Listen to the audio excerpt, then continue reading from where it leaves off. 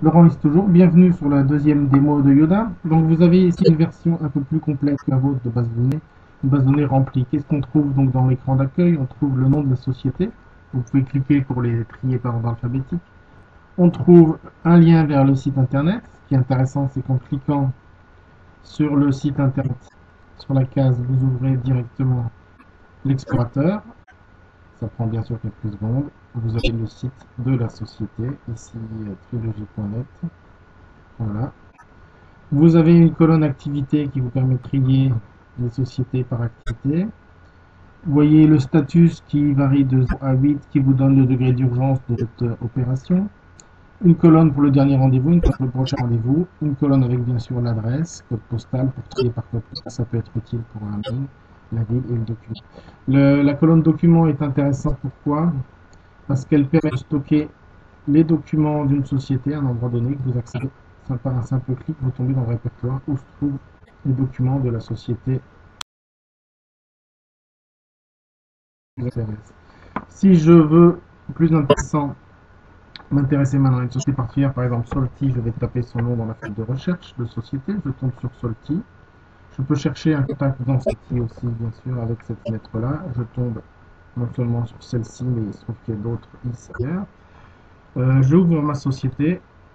Qu'est-ce que je vois dedans? Ben, tous les champs classés dont je vous ai parlé. La date de prochain rendez-vous que je vais programmer, par exemple, en avril, le 13 avril. Voilà, j'ai programmé ma date de rendez-vous.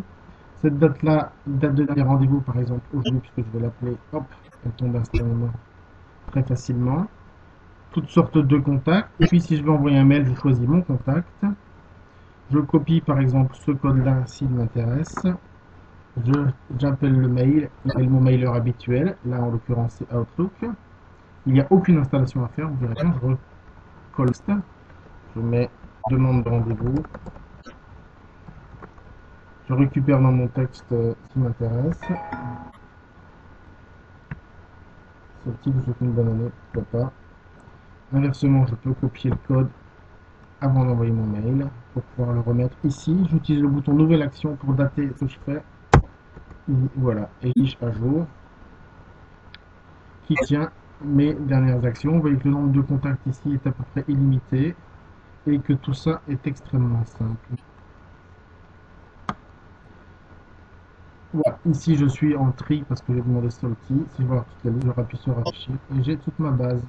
Vous voyez, en quelques clics, il n'y a aucune astuce. Les outils sophistiqués se trouvent derrière le bouton outils, permettent les exports vers Excel et de faire toutes sortes d'opérations de maintenance dont vous n'avez pas besoin. Un jour, ça vous servira peut-être.